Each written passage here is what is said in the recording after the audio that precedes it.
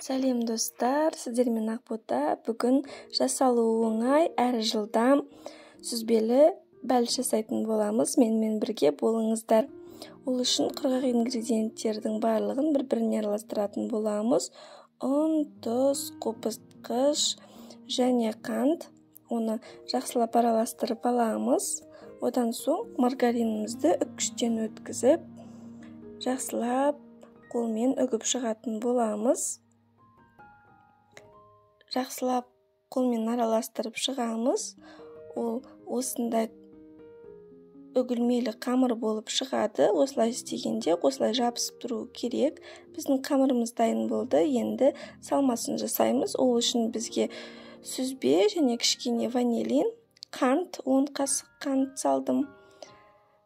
Және оған 2 жұмыртқамызды салып, вилкамен, шанышқымен жақсылап араластырып алатын боламыз. Оған дейін пештеріңізді қосып қойыңыздар. 170-175 градуста 30-35 минут пісетін болады. Пергаментный қағазды төседім. Үлкен қамырдың үстіне себуге кішкене алып қалдым. Астыңғы бөлігін осылай бірыңғай қылып жайып шығамыз. Үстіне салмасын салатын боламыз. Салмамызды да жайып шығатын боламыз. Үстіне қалған қамырымызды, үгілмелі қамырымызды сеуіп шығамыз. Пешке пісуге жібереміз.